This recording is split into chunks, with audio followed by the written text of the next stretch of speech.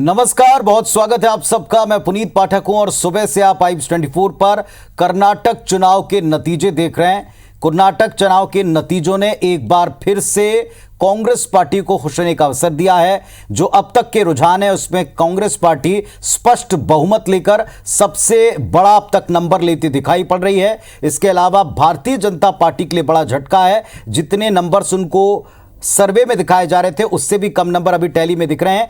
65 पर बीजेपी, 133 पर कांग्रेस और जेडीएस 22 पर। ये अब तक के रुझान हैं। सभी सीटों पर रुझान आ चुके हैं। चलिए, कर्नाटक में जिस तरह के नतीजे आते दिख रहे हैं इस पर आपको एक रिपोर्ट दिखा रहे हैं।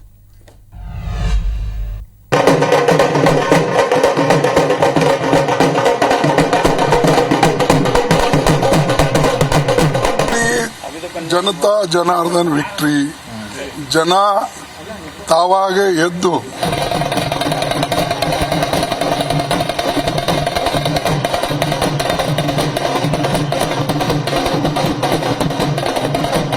जब अयोध्या में राम मंदिर बन रहा है और बजरंग बली की हुंकार पूरे देश में सुनाई रही है, फिर भी कर्नाटक में भाजपा हार रहा है, तो भाजपा के लिए वेकअप कॉल है।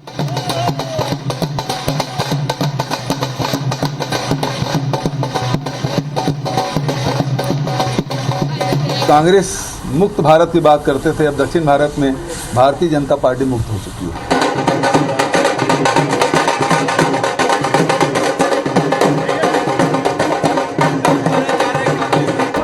भारतीय जनता पार्टी का प्रयास रहेगा कि अन्य पार्टियों से या स्वतंत्र उम्मीदवारों से मिलकर खरीद फरोख्त करें, सौदा करें, जो उन्होंने हमेशा किया।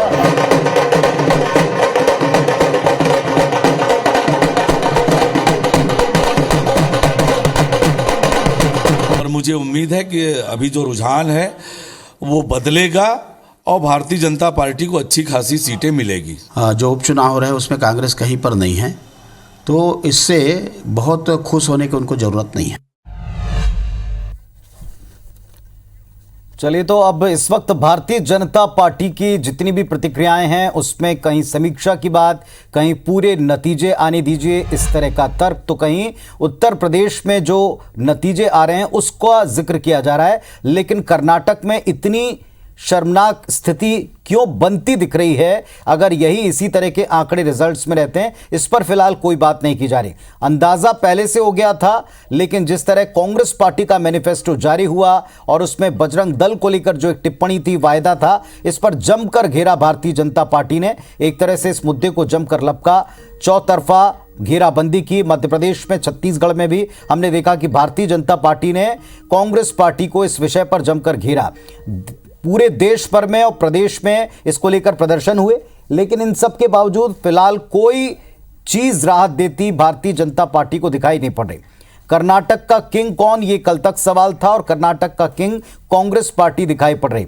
हालांकि वहां लगातार अल्टरनेशन में सरकारें बदलती रही हैं, पार्टियों को मौका मिलता रहा है। कर्नाटक की जनता ने अब की बार कांग्रेस को जनादेश दिया। इस तरह के रुझान कम से कम दर्शा रहे हैं, लेकिन ये रुझान इसी नंबर के साथ में नतीजों में तब्दील होंगे या फिर इनमें कुछ और तब्दीलियां होंगी, ये कुछ ही देर बाद और स्पष्ट होता जाएगा। लेकिन अब जिस तरह के हालात हैं, तस्वीर कमोबेश ऐसी ही रहने वाली है। दोपहर 12 बजे तक के बाद की जो हालात है, जो स्थितियां हैं, इसमें बहुत बड़े उलटफेर की गुंजाइश कम हो जाती है। कर्नाटक के कुरुक्षेत्र में सभी सीटों पर रुझान आ चुके हैं और सभी सीटों के रुझान दर्शा रहे हैं कि कांग्रेस पार्टी ने यहां बहुमत का आंकड़ा ही नहीं छुआ, बल्कि भारतीय जनता पार्टी का जो आंकड़ा है, एक बड़ा प्रश्न था कि भारतीय जनता पार्टी का जो शीर्ष नेतृत्व है, केंद्रीय नेतृत्व है, खासतौर पर प्रधानमंत्री हैं, उनके ताबड़तोड़ प्रचार के बाद, उनके कर्नाटक में इस तरह सक्रिय होने के बाद भी क्या ये जीत कांग्रेस पार्टी की और भारतीय जनता पार्टी के आंकड़े, क्या निश्चित तौर पर ये वेकअप कॉल है, जैसा कि प्रवीण तोगड़िया कह रहे हैं। प्रवीण तोगड़िया ने कहा कि इसका असर पूरे देश पर भी पड़ेगा, 24 के नतीजों पर भी पड़ सकता है। तो आज दिन भर इसी बात को लेकर समीक्षा होनी है कि 2023 में न केवल कर्नाटक बल्कि छत्तीसगढ़, मध्य प्रदेश के साथ राजस्थान, 3 स्टेट में एक साथ चुनावी तारीखें आएंगी और इनमें चुनाव होने के आसार हैं। तो क्या इन नतीजों का सीधा इम्पैक्ट, असर पड़ने वाला है मध्य प्रदेश पर, छत्तीसगढ़ पर और राजस्थान पर? हालांकि सभी जगह स्थितियां थोड़ी बहुत अलग हैं, लेकिन कमोबेश कांग्रेस पार्टी का जीत का दावा है। आज आप देखें जश्न की तस्वीरें हैं, ये रायपुर में राजीव भवन में जश्न मन रहा है। सुशील आनंद शुक्ला को आप देख रहे हैं, प्रमोद दुबे को देख रहे हैं। तमाम नेता कार्यकर्ता इस वक्त बेहद हर्षित हैं, क्योंकि कांग्रेस पार्टी की जीत में छत्तीसगढ़ कांग्रेस पार्टी के नेताओं का भी योगदान रहा है। कैबिनेट मंत्री कवासी लखमा समेत कांग्रेसियों की ड्यूटी वहां लगाई गई थी ऑब्जर्वर के तौर पर। मुख्यमंत्री भूपेश बघेल वे भी लगातार वहां संपर्क बना के प्रचार में अपना पसीना बहाते नजर आए थे। अब कर्नाटक के नतीजों के बाद उन्होंने भी कहा है कि दरअसल ये भारतीय जनता पार्टी के लिए असलियत दिखाने वाली तस्वीर।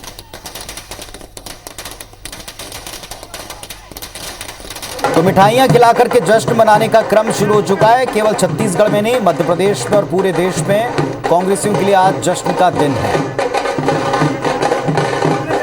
शानदार जीत के बाद इस वक्त हार पर मंथन किया जाएगा भारतीय जनता पार्टी की तरफ से।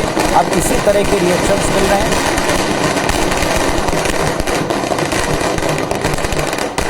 ये तस्वीरें आप देखें, पटाखे फोड़कर जश्न मनाती कांग्रेस पार्टी। लंबे वक्त तक बीजेपी ये कहकर घेरती रही कि पूरा देश कांग्रेस मुक्त हो रहा है, और इसी बात को लेकर आज मुख्यमंत्री भूपेश बघेल ने भी कहा कि कहां कांग्रेस मुक्त भारत का सपना बीजेपी देखती है, लेकिन अब दक्षिण भारत बीजेपी से मुक्त हो रहा है, ऐसा दिखाई पड़ता है।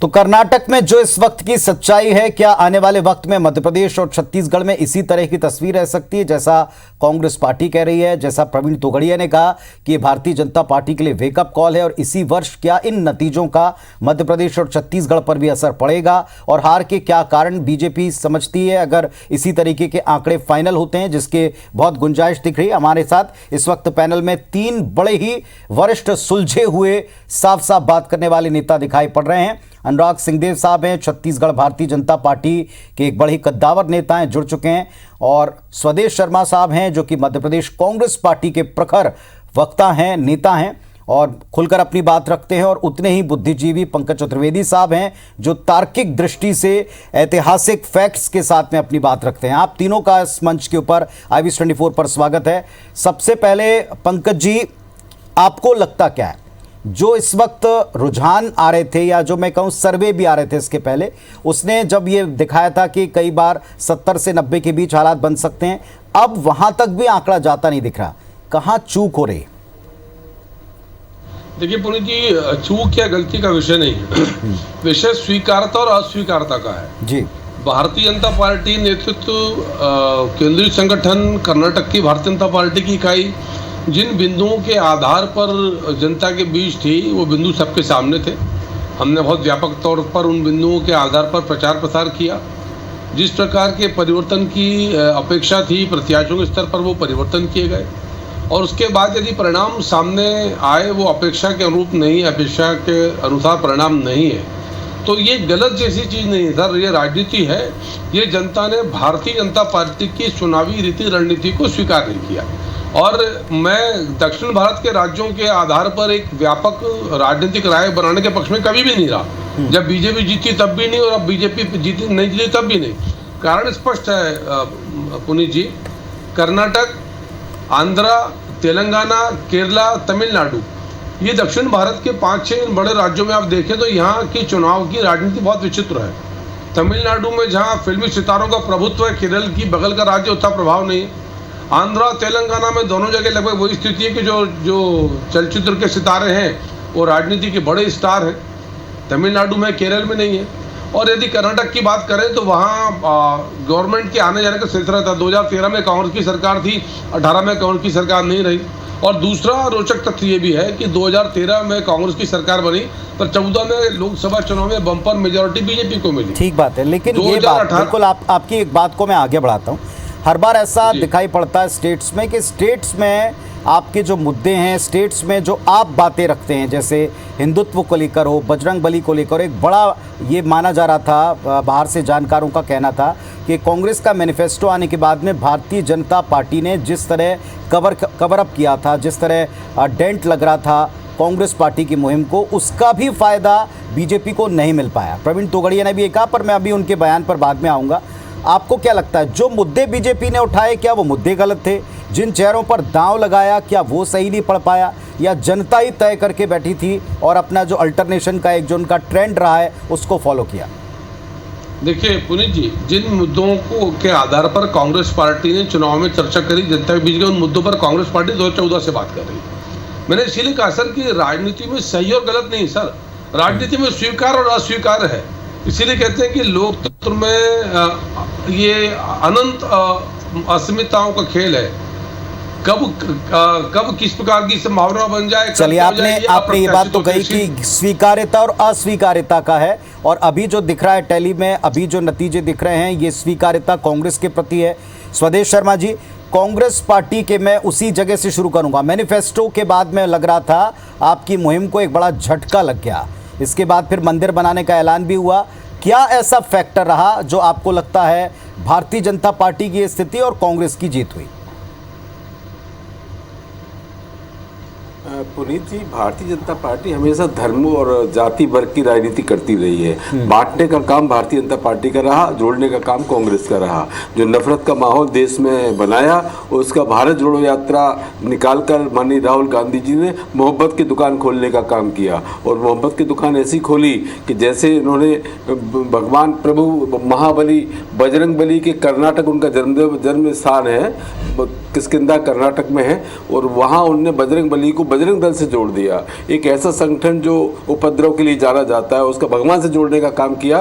तो वहाँ की जनता, वहाँ के हिंदुओं को ये पता है कि आप राजनीतिक एजेंडा चला रहे हैं, और उन्होंने सिरे से उनको नकार दिया। 40% कमीशन वाली सरकार को उखाड़ फेंकना, वहाँ की जनता पढ़ी लिखी है, समझदार है, और ऐसी नहीं है कि मतलब आपने कोई एजेंडा चला दिया वो चल जाए। अब पूरे देश भर का हिंदू भी चेत गया है, जान गया है कि भारतीय जनता पार्टी सिर्फ धर्म की राजनीति करती है, कोशिश करती है। कभी राम जन्मभूमि की बात करें, कांग्रेस ने कभी नहीं किया ऐसा। भले ही राम जन्मभूमि के पट खोलने का काम राजीव गांधी ने किया, लेकिन हमने उस पर राजनीति कभी नहीं की। मध्य प्रदेश की बात करें तो यहाँ लगातार कार्यक्रम होते हैं, लेकिन कांग्रेस कभी उसमें राजनीति नहीं करती। चाहे हनुमान जी का मंदिर बनाने की बात करो, कमलनाथ जी ने बनाया 108 फुट का, लेकिन कभी उस पर राजनीति करते देखा? नहीं देखा। कुल मिलाकर के धर्म हमारा निजी आस्था का विषय है, और ये धर्म को राजनीति से जोड़ते हैं। इसलिए इनको आज तो कर्नाटक में खाना पड़ी मुखी, अब पूरे देश में इसी तरह खानी पड़ेगी। लेकिन अभी आप हम देखते हैं कई राज्यों में जीतते हैं तो दक्षिण भारत की राजनीति, दक्षिण भारत के मुद्दे, और स्पेशली कुछ राज्यों के वहाँ अगर आप पॉलिटिकल इश्यूज देखें, ट्रेंड देखें, स्वभाव देखें, या वोटिंग पैटर्न्स देखें, वो उत्तर भारत से मेल नहीं खाता, और इसमें कुछ हद तक तो सच्चाई है। आपको लगता है इसका असर मध्य प्रदेश पर या उत्तर भारत पर भी वैसे ही आएगा जैसा भी आप दक्षिण में देख रहे हैं? पुनीत जी, क्या है ऐसा बिल्कुल हरगिज नहीं है। मैं इससे इत्तेफाक नहीं रखता। ये मध्य प्रदेश देश की बात है, मध्य प्रदेश अकेले की बात नहीं है। देश का आवाम ये चाहता है कि राजनीतिक दल विकास करे, सरकार में आए तो देश में विकास करे, लोगों को रोजगार दे, लोगों को सुविधाएं दे, शिक्षा दे, स्वास्थ्य दे, ये सारी चीज़ें नहीं, ये जनता उम्मीद करती है सरकार से। माननीय प्रधानमंत्री महोदय ने आए सबसे पहले उन्होंने भाषण में कहा कि हम हर वर्ष 2 करोड़ लोगों को रोजगार देंगे, नौकरियाँ देंगे। 2 लोगों को नहीं मिला। हर व्यक्ति के खाते में 15 लाख डालेंगे, नहीं डाले। हम काला धन लेकर आएंगे, नहीं लेकर आए। तो आपको स्वदेश शर्मा जी को या कांग्रेस पार्टी को क्या लगता है, ये बीजेपी की हार वाला नतीजा है या कांग्रेस की जीत वाला नतीजा है? कांग्रेस के वायदे ज्यादा लुभावने और अच्छे हैं, सार्थक हैं, या फिर भारतीय जनता पार्टी का 40% कमीशन वाला आरोप जो है वो उनको ले डूबा है? देखिए, भ्रष्ट सरकार को उखाड़ फेंका है कर्नाटक के लोगों ने, निश्चित रूप से ये बात सही है। लेकिन राहुल गांधी, प्रियंका जी और सोनिया गांधी का बहुत बड़ा योगदान है। उन्होंने पूरा वक्त दिया, जो स्ट्रेटजी बनाई, जो पदयात्रा निकाली, जिसका समर्थन मिल रहा था, हमें तब से ही लग रहा था कि निश्चित रूप से ऐसा होने वाला है। लेकिन जब हमने देखा किसी भी राज्य में चुनाव हुए हों, चुनाव जीत वोट मांगते हैं माननीय प्रधानमंत्री महोदय के नाम से।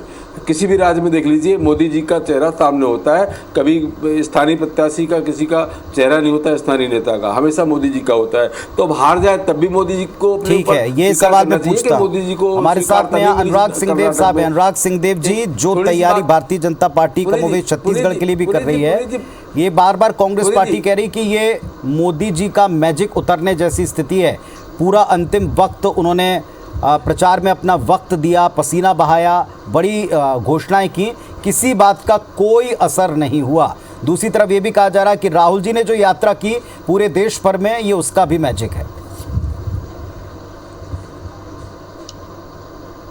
देखिए पुनीत जी, मोदी जी के बारे में पूरा देश जानता है और कांग्रेस के लोग भी जानते हैं, भाजपा तो जानती ही है कि मोदी जी जब भी चुनाव होते हैं वो अपना 100% एक कार्यकर्ता की भूमिका में पूरे देश के अंदर लगाते हैं। किसी भी राज्य का चुनाव हो, कोई भी छोटे चुनाव भी हो, वो हमेशा कार्यकर्ता के नाते तत्पर रहते हैं, पसीना बहाते हैं और दिखते हैं कि आम कार्यकर्ता जैसा, बूथ का कार्यकर्ता जैसा एक सबसे बड़ा नेता जो है बीजेपी का, वो भी काम कर रहा है। ये उनका वर्किंग पैटर्न है। वो सरकार में भी इसी तरीके की वर्किंग करते हैं, संगठन में भी।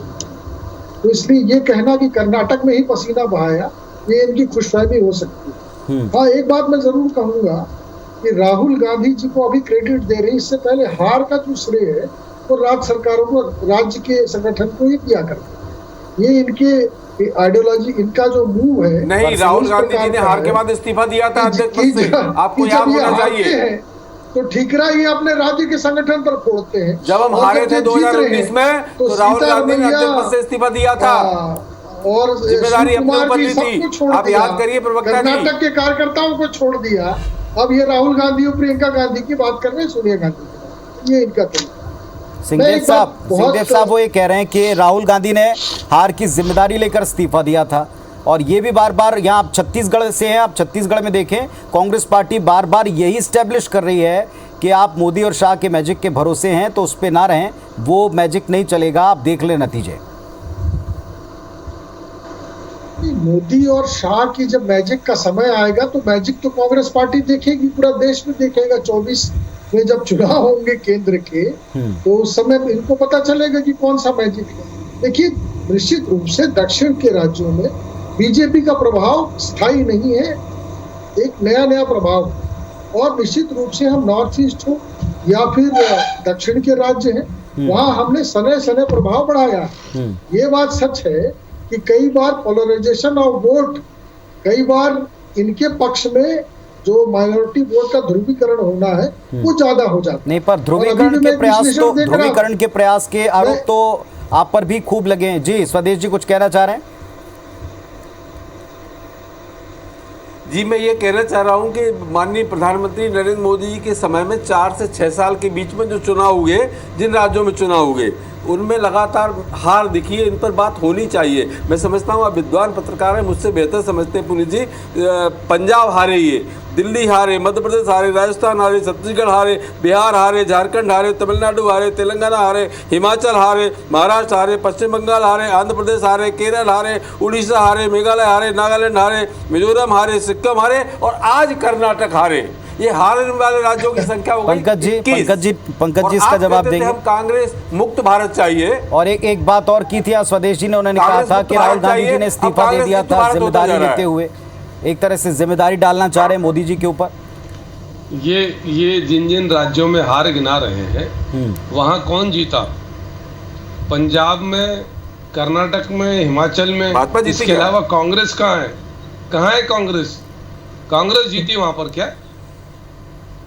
जैसा अभी सिंहदेव जी ने कहा, हिमाचल में जीती कि बहुत, मध्य प्रदेश में जीती थी, मैं छत्तीसगढ़ में जीती है। मैंने सुन तो चलो भाई, मैंने राजस्थान में जीती है।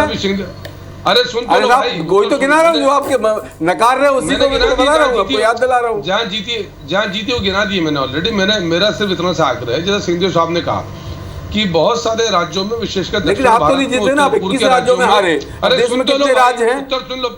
अरे उत्तर सुन लो, 21 राज्यों ने आपको नकार दिया। इतने सब राज्यों में उत्तर तो सुनने के लिए उत्तर दो, तो आप उत्तर नहीं दे रहे, आप गोलमाल दे रहे हैं।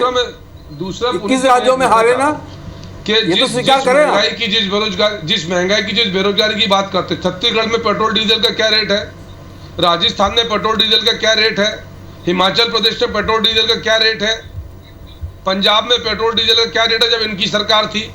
तो नरेंद्र मोदी जी भारतीय जनता पार्टी से वो अपेक्षाएं हैं पंकज जी, इनके राज्य नहीं पूरी कर पाते। पंकज जी एक पॉइंट जो यहाँ उठाने की कोशिश की जा रही, कांग्रेस पार्टी कह रही है और छत्तीसगढ़ में बात जबरदस्त तरीके से चल रही है। स्वदेश जी ने भी कमोबेश वही पॉइंट रखने की कोशिश की कि जो आज के दो सबसे बड़े चेहरे निर्विवाद तौर पर, जिसे अंतर्राष्ट्रीय छवि वाला भी हम बताते हैं, मानते हैं और इस पे स्वीकारोक्ति देश की रही है। 2 बार देश ने भरपूर समर्थन, साथ और ताकत उनके साथ जोड़ी है। जब राज्यों की, जब स्टेट में लड़ने की बारी आती है तो उत्तर से लेकर दक्षिण तक जिन राज्यों को वे गिना रहे हैं वहां कांग्रेस जीती है ना जीती, लेकिन भाजपा की वो स्थिति नहीं बन पाई जिसको क्लेम किया जा रहा था जो होनी चाहिए। इसकी वजह आप क्या मैं दे रहा हूं उसी को उत्तर दे रहा हूं आपको सर, कि उन राज्यों में आप देखिए कि स्थिति भारतीय जनता पार्टी क्या थी। तमिलनाडु में भारतीय जनता पार्टी की स्थिति क्या थी, केरल में क्या थी, आंध्रा में क्या थी, तेलंगाना में क्या थी, पश्चिम बंगाल में क्या थी, यहाँ कांग्रेस क्या थी, बीजेपी क्या थी, आपकी स्थिति देख लीजिए। कांग्रेस सिद्धार्थ शंकर रे पश्चिम बंगाल के आखिरी मुख्यमंत्री थे कांग्रेस के। तमिलनाडु में 5 दशक से कांग्रेस नहीं है, इंदिरा गांधी से लेकर अब तक सब जिम्मेदार है ना। मेरा सिर्फ इतना सा आग्रह है पुनीत जी कि नरेंद्र मोदी जी निर्विवाद तौर पर भारतीय जनता पार्टी पक्ष के वैश्विक राजनेता हैं। हमारे सबसे बड़े राजनेता का उपयोग यदि भारतीय जनता पार्टी अपने चुनाव में नहीं करेगी तो किसका उपयोग करेगी। हम प्रधानमंत्री जी की क्षमताओं का उपयोग करते हैं, उनसे आग्रह करते हैं और जैसा सिंहदेव जी ने कहा वो कार्यकर्ता भाव से कार्य करते हैं। एक एक चुनाव में जाते हैं, बेंगलोर में कैंपेन किया, कर्नाटक में कैंपेन किया, यूपी में कैंपेन किया, आज उत्तर प्रदेश की बात कर लीजिए, वहां स्थिति क्या है कांग्रेस की, वहां चुनाव हुए नगर निगम के। तो जो तरीका स्वदेश जी या कांग्रेस पार्टी चाहती है या कहती है, पुनीत जी उत्तर तो ले लीजिए जी। मैं तो सिर्फ आग्रह कर रहा हूँ कि आज उत्तर प्रदेश में चुनाव हुए नगर पालिकाओं के, नगर निगम के 16 सीटें बीजेपी की 17 में से 1 बसपा की, कांग्रेस कहाँ है वहां पर। चलिए स्वदेश जी आप उत्तर दे दीजिए। हालांकि आज कर्नाटक के हम बात करें, लेकिन यूपी में जो नतीजे हैं उस पर भी बार बार अभी सभी प्रवक्ता कह रहे हैं और आज की तारीख में वो जरूर कहेंगे और आपको उत्तर इस पे देने पड़ेंगे। देखिए राहुल गांधी भागकर चले गए दक्षिण भारत वाले। पुनीत जी उत्तर प्रदेश में हमारे पास खोने के लिए कुछ भी नहीं है, जो मिल जाए सो मिल जाए, लेकिन मध्य प्रदेश की बात यही बीजेपी भी कहने की कोशिश कर रही कि जितने राज्य आपने गिनाए में ज्यादातर जगह बीजेपी का बेस था नहीं बनाया, और जितना मिल गया वो शायद और बेहतर है, आगे और बेहतर करने की कोशिश होगी, ये वो भी कहने की कोशिश करें, आप समझ रहे होंगे। पुनीत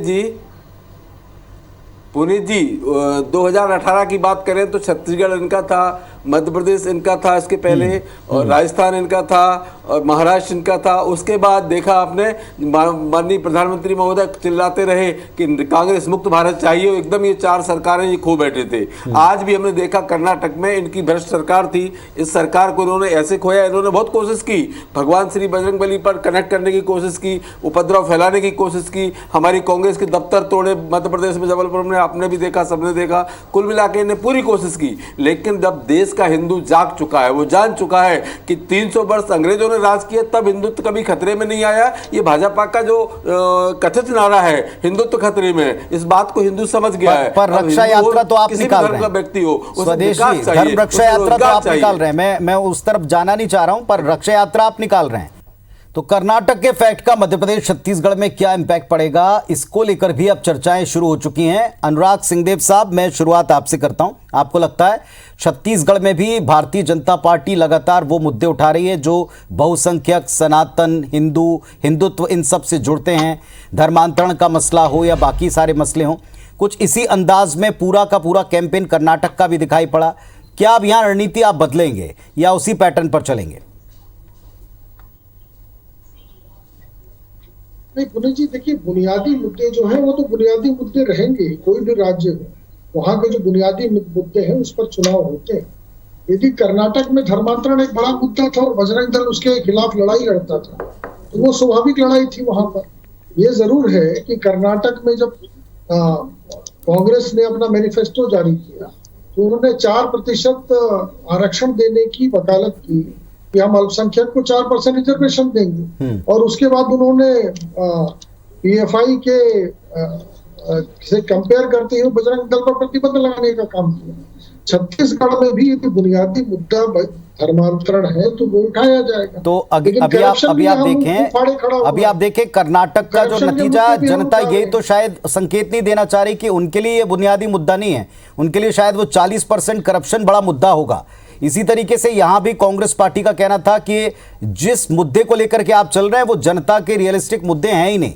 और प्रवीण तोगड़िया जी को अब मैं यहां लाऊंगा, वो कहते हैं आपके लिए वेकअप कॉल है। जब छत्तीसगढ़ आते हैं तो कहते हैं यहां सरकार के बेहतर कामों की हम प्रशंसा करेंगे, जब उस पर आप उंगली उठाते हैं तो बाहर जाकर वो कहते हैं कि साहब मैं किसी पार्टी का गुलाम नहीं हूं, और उनको एक बड़ा हिंदुत्ववादी चेहरा माना जाता है, इसमें तो कोई शंका है नहीं। बिल्कुल सही है पुनीत जी, मैंने कहा ना कि ये जो प्रवीण तोगड़िया के चेहरे का उपयोग है वो कांग्रेस अपने हिसाब से किया करती है। ये वही प्रवीण तोगड़िया है जो बजरंग दल के राष्ट्रीय संयोजक हुआ करते थे एक समय पर, और ये वही कांग्रेस है जो बजरंग दल पर प्रतिबंध लगाने की घोषणा करती है, फिर उनके बयानों को कोट करके अपनी प्रशंसा प्राप्त करती है। तो जनता तो समझती है। तोगड़िया जी अभी कांग्रेस पार्टी के हिसाब से काम कर रहे हैं, आपको लगता है? नहीं, कांग्रेस उनको अपने हिसाब से उनके बयानों को कोट करती है। मैंने कहा कि उनके बयान को अपने प्रशंसा में उसका कोट करके ये इस्तेमाल कर रहे हैं। आप भी यही राय रखते हैं? छत्तीसगढ़ में पुनीत जी देखिए, छत्तीसगढ़ में करप्शन एक बड़ा मुद्दा है आज के तारीख में, और सारे करप्शन में ईडी के चार्जेस है, चाहे वो आज कोयला घोटाला का मामला हो या शराब हो या अब चावल की बारी हो, सब में अब विधायकगण, इनके वरिष्ठ नेतागण, इनके ब्यूरोक्रेट्स, सबके सब जुडिशियल नहीं, लेकिन अभी आपने धर्मांतरण और बाकी सारी चीजों को एक बुनियादी मुद्दा बताया था, इसलिए मैं उस पर आया। स्वदेश शर्मा जी आप बताएं, जो कांग्रेस पार्टी ये कहती है कि दक्षिण में साहब वहां हमने इस मुद्दे के ऊपर जीत हासिल की कि 40% करप्शन है, जहां जहां सरकार है, राजस्थान में, छत्तीसगढ़ में है, और जहां आपने कुछ समय के लिए सरकार चलाई, क्या आपको लगता है कि वैसे ही मुद्दे उठा करके आप जीत पाएंगे, या वहां के लिए आपको, चूंकि आप भी धर्म रक्षा यात्रा निकाल रहे हैं? देखिए, धर्म रक्षा यात्रा और निकालने का उद्देश्य ये है कि हम ये मानते हैं कि धर्म हमारा निजी आस्था का विषय है, लेकिन जिस तरह का प्रोपोगंडा भारतीय जनता पार्टी समाज के बीच आकर करती है पोलराइजेशन के उद्देश्य से, तो इनकी पोल खोलने के लिए हमारा एक धर्म विभाग का मंदिर मठ प्रकोष्ठ है, वो प्रकोष्ठ इस तरह की रैली आयोजन करके, मंदिरों में पूजा वूजा करके, इन तरह की रैली आयोजन करके, मंदिरों में पूजा वूजा करके इनकी पोल खोलना चाहता है कि ये इस तरह से करते हैं। लेकिन हम हिंदू हैं, ब्राह्मण हैं, सनातनी। मैं समझता हूँ यहाँ इतने सारे हिंदू हमारे ब्राह्मण लोग बैठे हुए हैं, पूजा हमारी आस्था का विषय है, सबसे पहले नहा धो के पूजा करते हैं, उसके बाद ही जाते हैं, पर इस पर हम राजनीति नहीं करते कभी। रहा सवाल अब आपने करप्शन की बात कही, तो निश्चित रूप से राहुल गांधी जी ने करप्शन का मुद्दा उठाया। 20,000 करोड़ रुपए अडानी के खाते में कहाँ से आए और फर्जी कंपनियों के नाम से कैसे पहुँच गए, ये सवाल उठाया तो लोकसभा में उनके माइक को म्यूट कर दिया गया। और उसके बाद हुआ, बात यही नहीं खत्म हुई, बात यहाँ तक हुई कि उनकी सदस्यता रद्द किए जाने के लिए षड्यंत्र हुआ, और षड्यंत्र के साथ साथ हमें उसकी कोई परवाह नहीं है। जब हम अंग्रेजों से लड़ते रहे, लोग माफिया मांगते रहे, लेकिन हमारे कांग्रेस के वरिष्ठ नेताओं ने, चाहे नेहरू जी हो, 14 वर्ष जेल में, मेरा सवाल स्पष्ट था स्वदेश शर्मा साहब, तो मेरा सवाल ये था कि जहां करप्शन को बेसिक मुद्दा आपने बनाया कर्नाटक में, और जनता ने इस पर मोहर लगाई कि हाँ हमारे लिए 40% कमीशन अगर है तो फिर ये एक बड़ा मुद्दा हो सकता है, लेकिन धर्म की राजनीति जिसको आप खारिज करते हैं, जिसको आप कहते हैं कि ये ध्रुवीकरण के लिए इस्तेमाल होती है, उसी पिच पर आप क्यों जाते हैं, उसी पिच पर आप खेलते क्यों नजर आते हैं? क्या ये सवाल कांग्रेस से नहीं पूछा जाएगा? तो फिर आप मध्य प्रदेश में किस तरह अब पॉलिटिक्स करेंगे, क्या एजेंडा लेकर आगे चलेंगे, ये सवाल था। बिल्कुल आपने सही सवाल किया है, इसका जवाब बिल्कुल मैं दे रहा हूँ। भारतीय जनता पार्टी हमेशा धर्म की राजनीति करती रही है। जब इनकी 2 सीटें थी तब इन्होंने राम यात्रा निकाली, आरक्षण आप दे रहे हैं 4% करती रही उनकी, लेकिन कांग्रेस ने कभी धर्म की राजनीति नहीं की। अगर धर्म की राजनीति पूछ रहे हैं वो आपसे, उसका भी उत्तर दीजिएगा। 4% आरक्षण की राजनीति किसने की?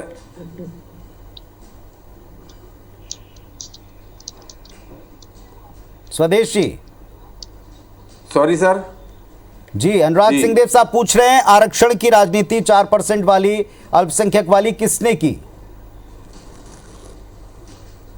देखिए, देश संविधान से चलता है और संविधान में हर पिछड़े व्यक्ति को, जो लाइन की बिल्कुल लास्ट अंतिम छोर में खड़ा हुआ है, उसे न्याय मिले, उसे रोजगार मिले, उसे सम्मान मिले, उसके पास 4 पैसे हो, ये सरकार का दायित्व होता है। इस दायित्व के हिसाब से संवैधानिक तरीके से देश चलता है। ऐसे नहीं कि आप संविधान को खंड खंड कर दो और फिर आप कहो कि हम बड़े संवैधानिक व्यक्ति हैं। आप तो लोकतंत्र की लगातार हत्या कर रहे हो। आप बताइए, मध्य प्रदेश में जनादेश मिला, चुनी हुई सरकार थी, इसको खरीद फरोख्त के माध्यम से क्यों गिराया आपने? अरे आप थोड़ा धैर्य तो रखते, 3-4 साल हमको सरकार चलाने देते। अगर हम ठीक नहीं कर पाते तो 2023 में अपने आप आपकी सरकार आ जाती। लेकिन आपको इतना धैर्य नहीं है। आपको तो ये डर लगा रहा कि हमारे माफिया जो हमने पनपाए 15 साल में, उनका पतन हो जाएगा, वो सब जेल चले जाएंगे। बड़े बड़े तीरंदाज इसमें इसकी जद में आते थे। तो कुल मिलाकर के आपने खरीद फरोख्त के माध्यम से सरकार को गिराना उचित समझा। आप कुछ भी कर लीजिए। देखिए, पंकज चतुर्वेदी जी, प्रवीण तोगड़िया जी के बयान पर वापस में आऊंगा। आपको लगता है प्रवीण तोगड़िया जी जो कह रहे हैं कि ये बीजेपी के लिए वेकअप कॉल है, किस तरह का वेकअप है, अगर वेकअप है तो? और पिछले कुछ दिनों से क्या, जैसा सिंहदेव साहब को लग रहा है, एक तो उनके बयान, उसको आप किस अंदाज में लेते हैं? क्योंकि अब उनके सारे बयान ये कहते हैं कांग्रेस सरकारें बेहतर काम करें, उसकी प्रशंसा करेंगे, किसी पार्टी का वे गुलाम अपने आप को नहीं कहते हैं। आगे ये भी वो दोहराते हैं कि ये बीजेपी का वेकअप कॉल है, अभी भी संभल जाएं। किस तरह का वेकअप है?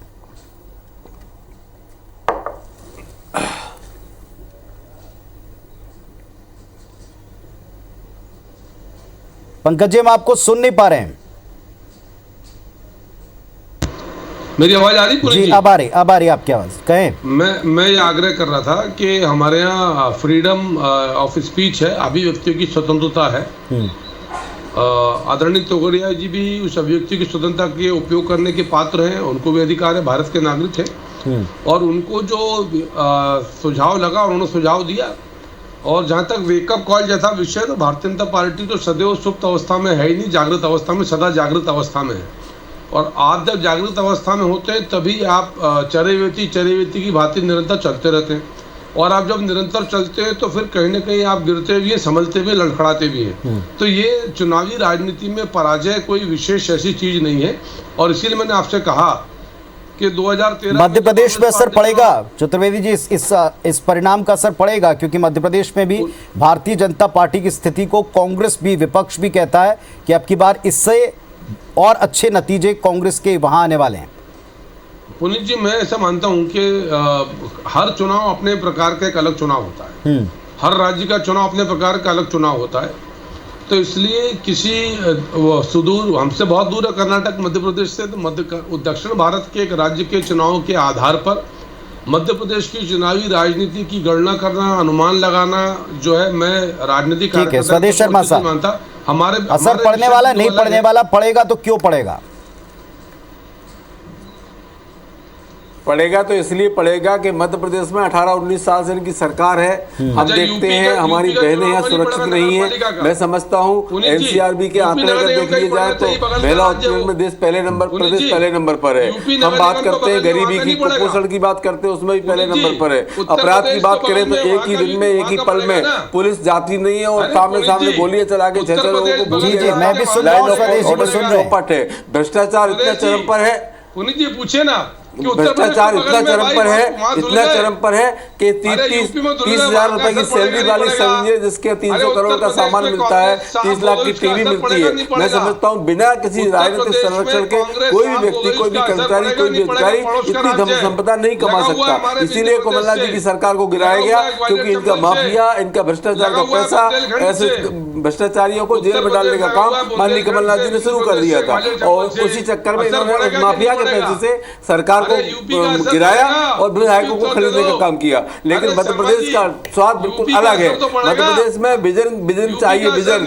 जो विजन नहीं है। माननीय मुख्यमंत्री शिवराज सिंह चौहान टेलीविजन वाले नेता हैं, विजन वाले नेता है माननीय कमलनाथ जी को मुख्यमंत्री बनाने के लिए मध्य प्रदेश की जनता आतुर है, उपास ही बैठी है कब डेट आ जाए चुनाव की। आप देख लीजिए, ग्वालियर चंबल संभाग हो या बिंद हो या मालवा हो या, चलिए पंकज जी, आपको लगता है यूपी के नतीजों का ज्यादा असर पड़ेगा कर्नाटक के तुलना में? देखिए पुनीत जी, बहुत स्वाभाविक सी बात है बिल्कुल गंभीरता से इतना बात असर करें। पड़ने वाला है उत्तर- कि भारतीय जनता अरे, पार्टी के अभी चले जाओ तो कार्यालय में कार्यकर्ता नहीं मिलेगा, बाइट देने के लिए प्रवक्ता नहीं मिलेगा। मैं गलत उत्तर हूं प्रदेश तो मैं में अभियान उत्तर प्रदेश का हिस्सा ग्वालियर चंबल से लगा, भिंड से लगा, बुंदेलखंड से लगा, पता चल जाएगा। और वहाँ क्या स्थिति है सबको पता है। तो कर्नाटक का असर ये मानने को तैयार है, जो कम से कम 1400 किलोमीटर दूर है। जो यूपी लगा बगल में उसका असर नहीं होगा, क्योंकि वो कांग्रेस को सूट नहीं करता। कर्नाटक का असर हो जाएगा 1500 किलोमीटर दूर है। यही बात दिखाई पड़ रही है। देखिए, जिसके हक में जो नतीजा आता है, पंकज जी, आप बड़े बड़े तर्कों के आधार पर अपनी बात रखते हैं। जिसके हक में जो नतीजा आता है वो उसको कोट करता है, वहां तक एकदम उचित है। लेकिन विधानसभा चुनाव जो 2023 में तमाम राज्यों में होने हैं, जहां पर पूरे राष्ट्रीय नेतृत्व ने अपने कार्यकर्ता के नाते सही पूरा बल लगाया हो, जहां वहां भी धर्म से जुड़े मुद्दे, मध्य प्रदेश में भी, छत्तीसगढ़ में भी धर्म से जुड़े मुद्दे भारतीय जनता पार्टी लगातार उठा रही क्या। और जो प्रवीण तोगड़िया जी, मैं फिर उनको इसलिए ला रहा हूं क्योंकि आज अभी इसी संदर्भ में उनका सबसे ताजा बयान है। वो कह रहे हैं कि आपको वेकअप लेना चाहिए कि जिस अंदाज में आप जा रहे हैं शायद वो उनको ठीक नहीं लगता। प्रवीण पुनीत जी, मैंने सिर्फ कहा कि प्रवीण तोगड़िया जी जो बोल रहे हैं वेकअप तो वो होगा जो सुप्त अवस्था में।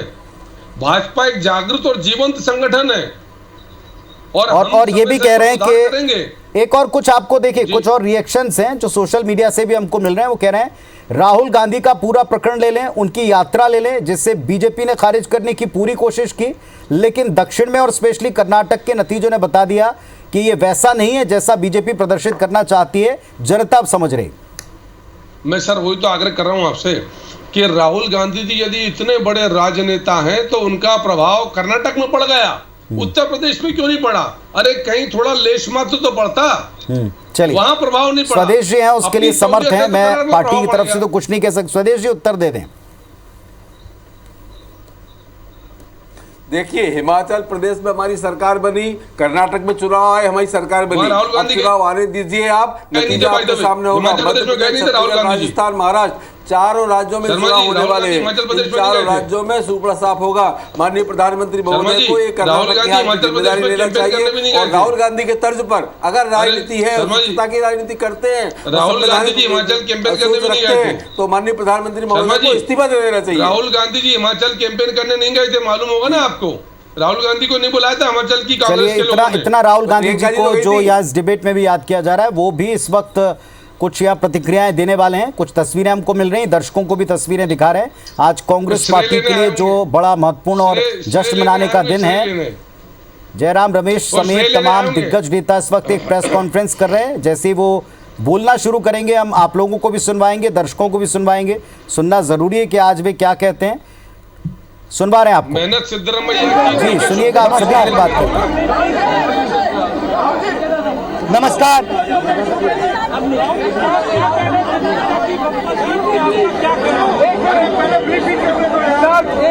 पहले राहुल जी बोलेंगे। साथियों शांत हो जाइए, अभी राहुल जी बोलेंगे, शांत हो जाइए। नमस्कार, 2 मिनट। हाँ, नमस्कार। सबसे पहले मैं कर्नाटक की जनता को, कर्नाटक में कांग्रेस पार्टी के सब कार्यकर्ताओं को, सब नेताओं को और जो हमारे सब नेताओं ने कर्नाटक में काम किया, उनको बधाई और धन्यवाद देता हूं।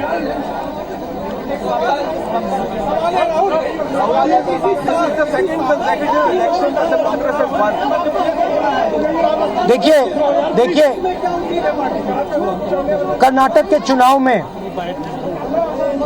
एक तरफ क्रोनी कैपिटलिस्ट की ताकत थी, दूसरी तरफ गरीब जनता की शक्ति थी और शक्ति ने ताकत को हरा दिया। और यही हर स्टेट में होगा। कांग्रेस पार्टी कर्नाटक में गरीबों के साथ खड़ी हुई, हम गरीबों के मुद्दों पर लड़े। और मुझे सबसे अच्छी बात यह लगी कि हमने नफरत से, गलत शब्दों से ये लड़ाई नहीं लड़ी। हमने मोहब्बत से, प्यार से दिल खोल के ये लड़ाई लड़ी और कर्नाटक की जनता ने हमें दिखाया कि ये देश मोहब्बत इस देश को अच्छी लगती है।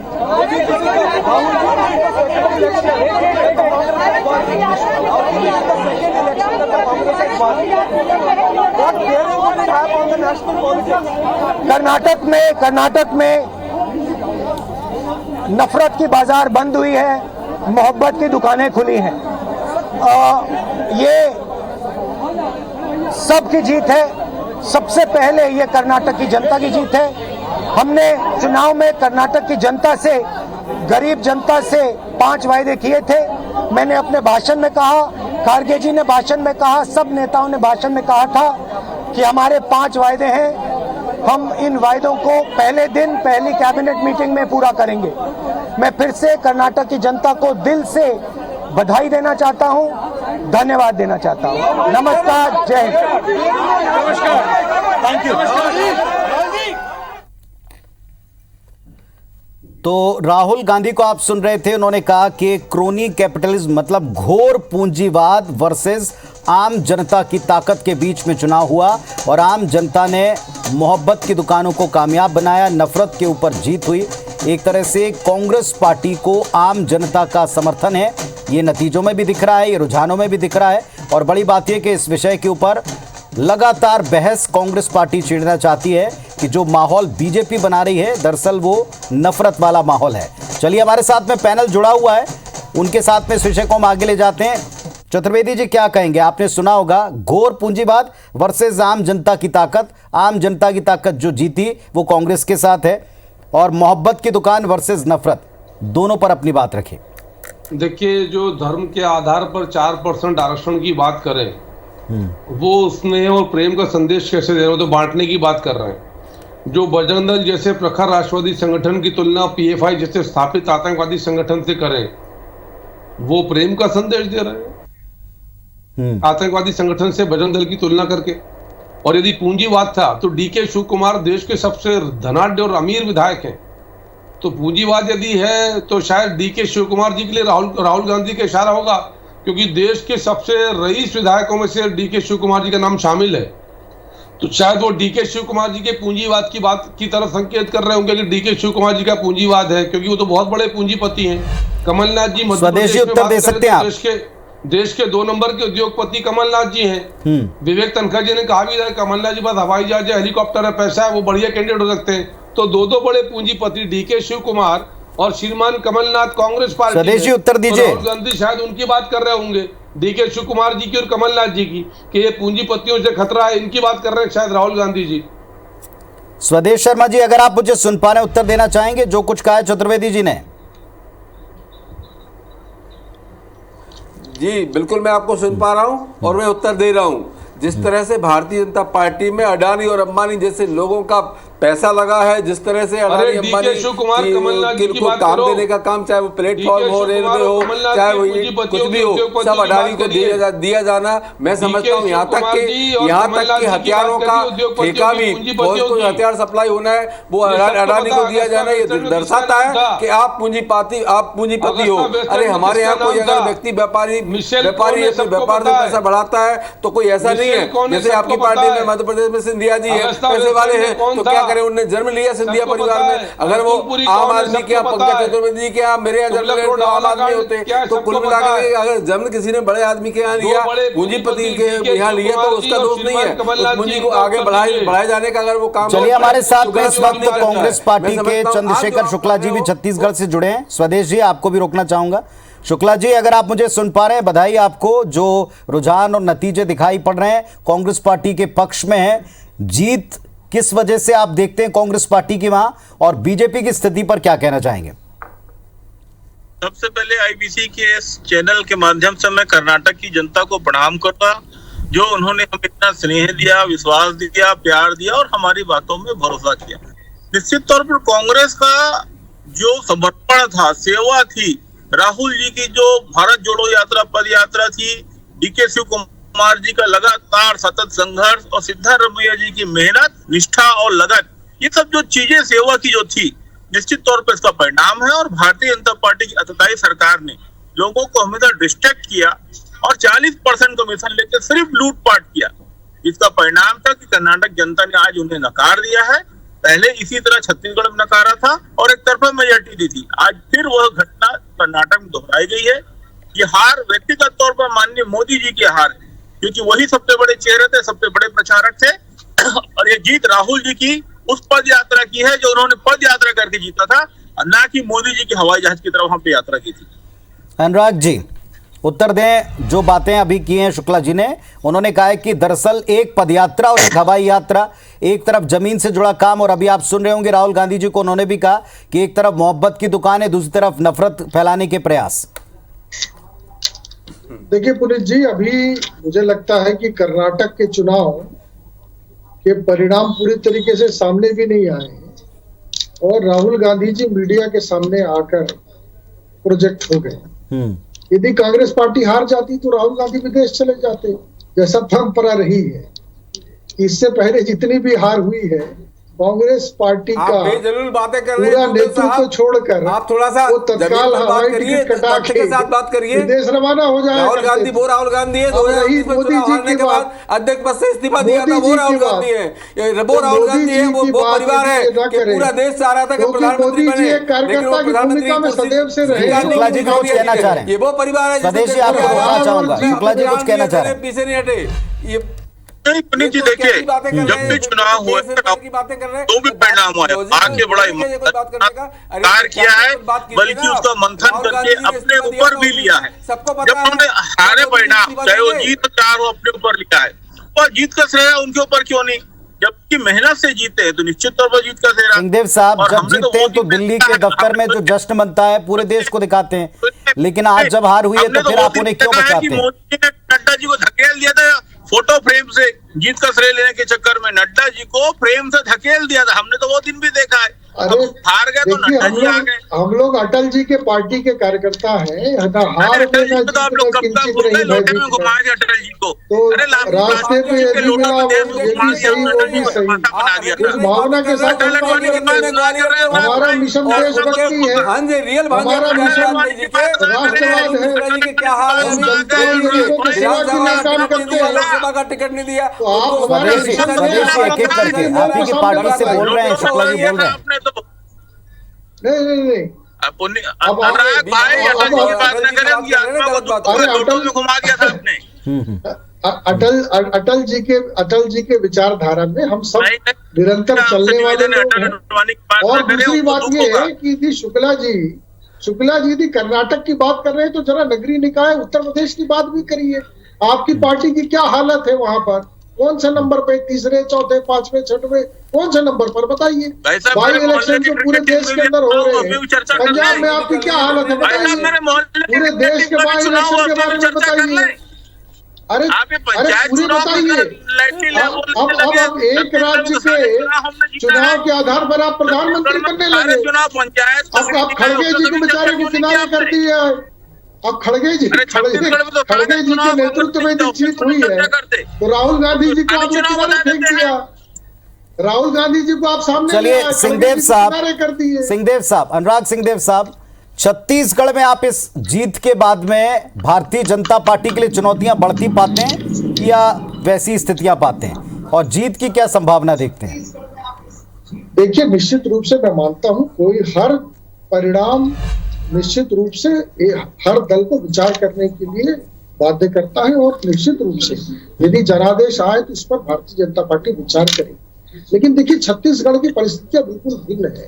यहाँ पर भ्रष्टाचार का जो बोलबाला है, वो कांग्रेस यदि वहां पर भ्रष्टाचार को बोलबाला इशू बना रही थी तो आज तो 10 गुना भ्रष्टाचार छत्तीसगढ़ के अंदर है। ईडी जिनके खिलाफ कार्रवाई कर रही है उनको कोर्ट जमानत नहीं दे रही है। चलिए, आप कहना चाहते हैं यहाँ भी असर पड़ेगा और भ्रष्टाचार को अब शायद बीजेपी मुद्दा बनाएगी। शुक्ला जी, नहीं देखिए, ठीक कहा अनुराग भाई ने। बीजेपी ना तो यहाँ कोई चुनौती है, ना ही वो चुनौती देने के लायक। कांग्रेस को यहाँ क्लीन स्वीप है, सिंगल मेजोरिटी मिलेगी कांग्रेस को एक तरफा। ना हमारे सामने यहाँ छत्तीसगढ़ में चलिए दावे हैं और दिन भर अभी आप लोग सब जुड़ेंगे। आप सब फिलहाल हमारे साथ में जुड़े इसके लिए धन्यवाद देते हैं, लेकिन छत्तीसगढ़ और मध्य प्रदेश पे इसके इंपैक्ट पर हम फिर जुड़ेंगे आपसे और चर्चा करेंगे। फिलहाल आप सबका धन्यवाद। रिजल्ट्स और उससे जुड़े रुझानों के बाद में नतीजों में परिवर्तित होते हुए तमाम आंकड़े, इनका अपडेट आपको सबसे सटीक IBC24 पर मिलता रहेगा। सुबह से लेकर अब तक हमने पैनल से भी चर्चा की, यह भी समझने की कोशिश की कि बदलते या गुजरते वक्त के साथ क्या ओपिनियंस नेताओं के बदल रहे हैं, क्या तर्क उनके वैसे ही हैं। दोनों पर आप नजर बनाकर रखें। देखते रहें IBC24। नमस्कार।